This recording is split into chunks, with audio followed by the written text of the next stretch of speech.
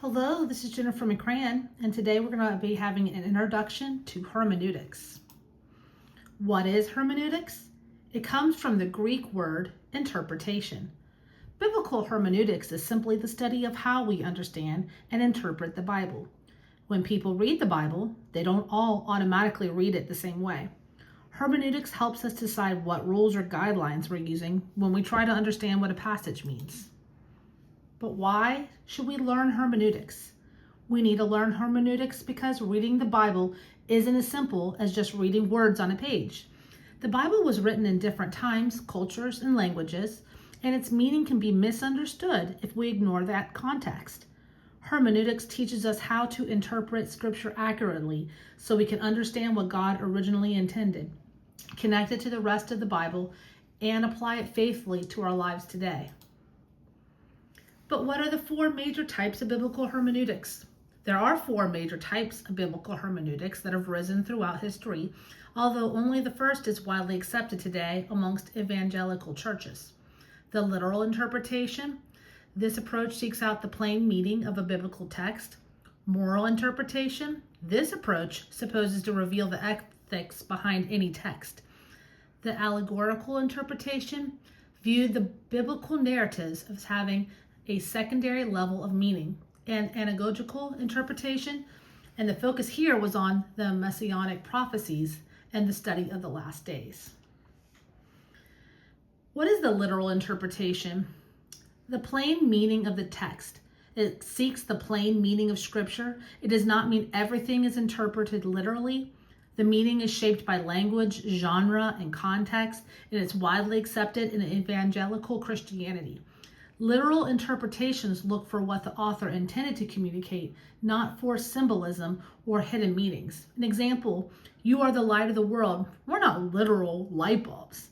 It's a clear call to reflect God's love. Today I'm going to be teaching you about the interpretation journey because it shows you how to go from just reading the text to really understanding it and applying it in your life today. It teaches a careful step-by-step way to respect what the Bible meant for its original audience, while also guiding how we live out its truth today, the interpretive journey.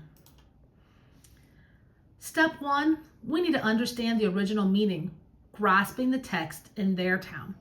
Begin by reading the passage slowly and attentively. Observe as much as possible. Look closely and then look again. Pay careful attention to grammar, keywords, and repeated ideas. Examine the historical and literal context, noting how the passage relates to what comes before and after it. What did this passage mean then? Ask, what did the passage mean to its original readers? We need to focus only on the original audience. Set aside modern culture and personal experiences.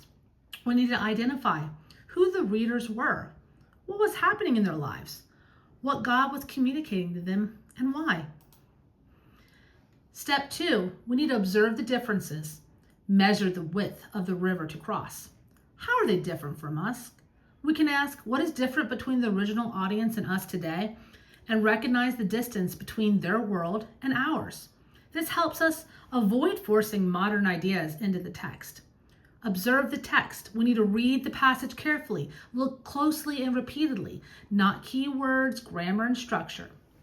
Consider the historical and literary context, including what comes before and after the passage. Then summarize what the passage meant to the original biblical audience in about 1 to 2 sentences. Use past tense and be specific, and do not develop theological principles yet. On step 3, we're crossing the principalizing bridge. And what is the theological principle in this text? We need to look for the main teaching or message in the passage. The principle is part of the text meaning, not something you invent. We need to compare the biblical audience and our situation. Note the differences, note the similarities, and then use these insights to state a timeless universal truth from the passage. Let's make sure it reflects the text. It's timeless, not cultural specific. It fits with all Scripture. It applies to both the original audience and us, and write in 1 to 2 sentences using present tense verbs. Step 4, consult the biblical map. Compare your principle with the rest of Scripture. We need to ask, does it fit with other passages? Does anything add insight or qualify it? For Old Testament passages, let's check out the New Testament that informs or shapes the principle. And we need to remember, we read the Old Testament as New Testament Christians. Refine your principle if needed, but keep the core from step 2. Step 5, apply the principle today, grasping the text in our town. Ask, how should individual Christians live out this principle now? Move from the abstract principle to real life action. Different people may apply the same principle in different ways depending on their life and relationship with God. Let's focus on practical everyday application in your context. So the interpretive journey as a whole looks like this. Let's grasp the text in their town. What did the text mean to the original audience? Measure the width of the river to cross. What are the differences between the biblical audience and us? Let's cross the principalizing bridge. What is the theological principle in this text? Let's consult the biblical map. How does our theological principle fit with the rest of the Bible? And let's grasp the text in our town. How should individual Christians today live out the theological principles? This will help you to understand the Bible more if you follow these steps. Have a great day.